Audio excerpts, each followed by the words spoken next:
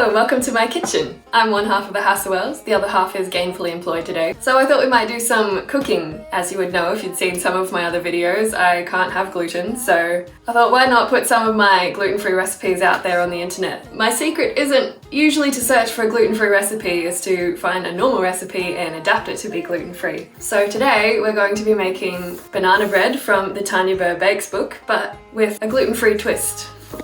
Here's the recipe in question.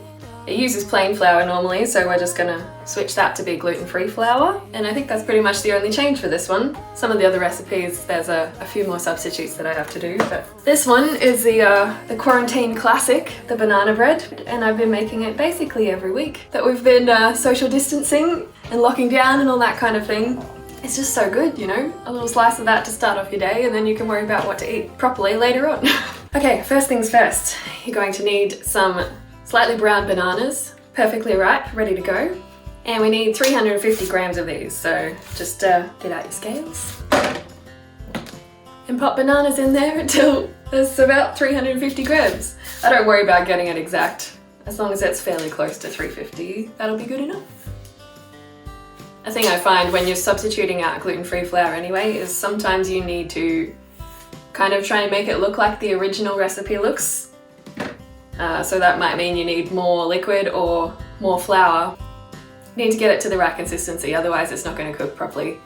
It's more of a problem with things like cookies, or biscuits as we call them here in Australia. If your biscuits are too runny, they end up like melting all over the tray and then you've just got a sloppy mess. We've overshot 350 by about 50 grams. So here's the part where you eat some, because bananas are good for you. So now I'm going to pop those on a plate. And we'll give them a mash. Give them a mash. This is the part that I usually make Jesse do with a fork. But since he's at work, I'm gonna get an actual masher and go to town. You wouldn't think bananas would be so tough.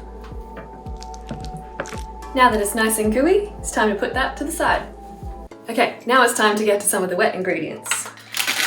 So we need 150 grams of butter. Too much. That'll do the trick, and we'll just pop that in the microwave for a second.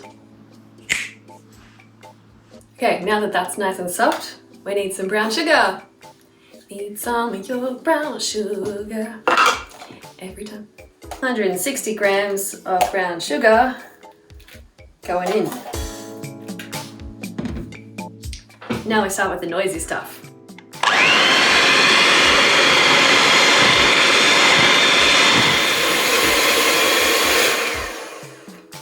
Get your butter and sugar creamed together, the beginning of basically every baking recipe. I swear I've made this recipe so many times that I barely need the instructions anymore. Okay, next step, eggs and vanilla. Just need 2 eggs, crack those.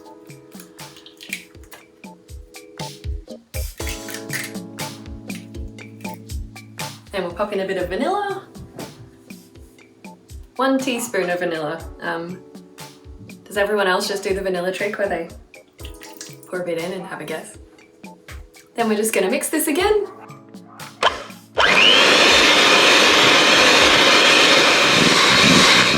Next we need 2.5 teaspoons of baking powder. Obviously if you want to make a non-gluten-free version of this, you totally can. That's how the recipe started. It's handmade for you. 1, 2.5. I got these, well they were rose gold measuring spoons from Kmart, but they've gone a bit crusty with time. Isn't that just the story of life? Things don't stay pretty forever. Salt. Salt's about the same story as the vanilla for me, just, yeah, that's about a teaspoon. And then finally, the gluten-free plain flour. I just use the ones that say gluten-free plain flour on them. Usually the home brand, because gluten-free is expensive enough, you know. Just going to put in 200 grams of this flour.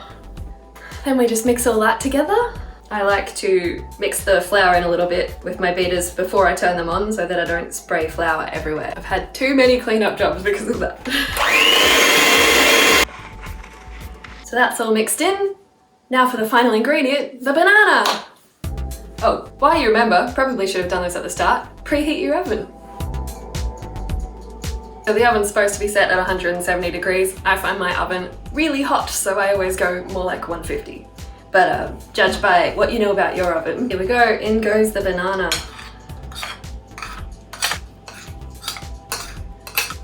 Okay, so you want to give this a little bit of a mix, but not too thoroughly. Just make sure it all gets combined in. And then my little trick for clearing off the beaters, but first get anything that you don't want to spray out of the way, like the cookbook. Get all that stuff off. You just kind of start it going inside the bowl and then slowly bring it up.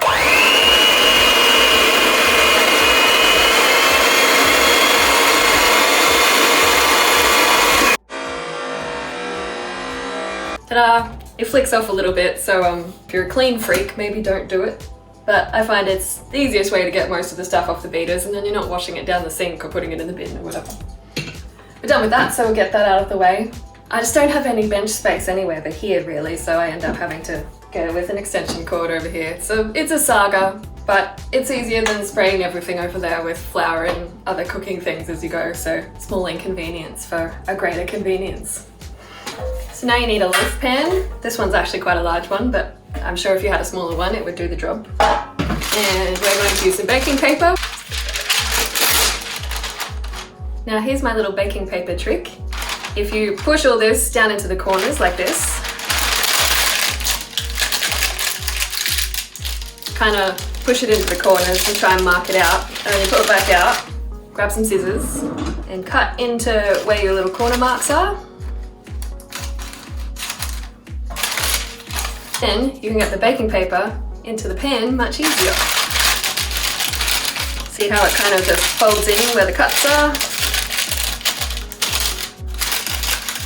And then a little dollop of the good stuff to hold it there. And you go for the full enchilada.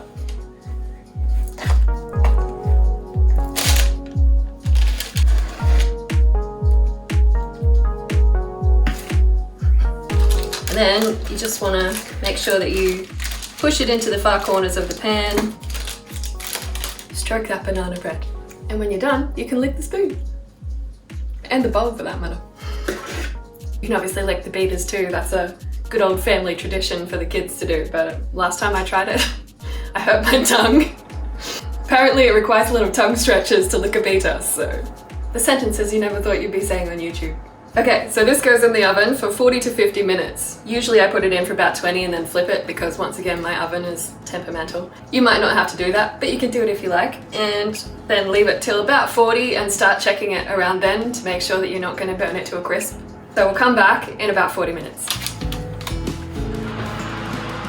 While it's in the oven, it's the perfect time to clean up the mess that you made. The halfway point. Oh, already looking kind of good. Give that a flip and be back again soon. It's time to check on it, see if it's ready. So if it's your first time baking, the way that you know whether a cake or something is ready to go is you poke it with a skewer, and if the skewer comes out clean, then it's all cooked. There's a little bit of gunk on the end there. I think I'll put it back in for another 5 minutes. It's only been in for 45 so far. Another thing I find with banana bread is because a lot of the banana ends up sinking to the bottom layer tends to have a bit of banana gunk there, and that leaves a little bit of wetness on the bottom of the skewer. So, I mean, if in 5 minutes it's still not good to go, then I'll just call it a day.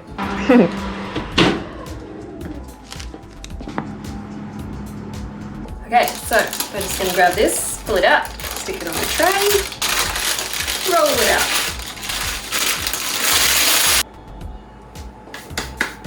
Ta-da! Banana bread. So I'll just wait a little minute for that to, cool a tiny bit, and then we'll cut a slice and try it.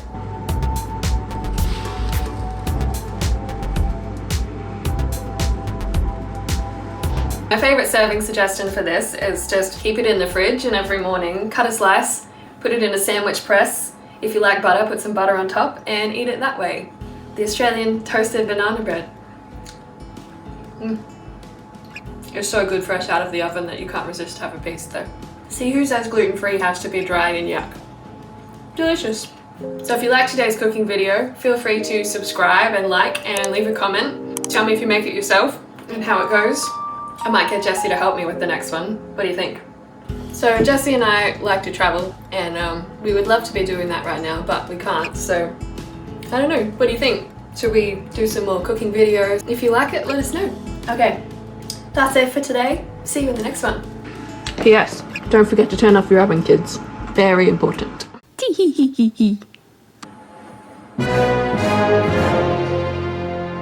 Now here's my little baking paper strip. Here's my little baking paper. Here's my little...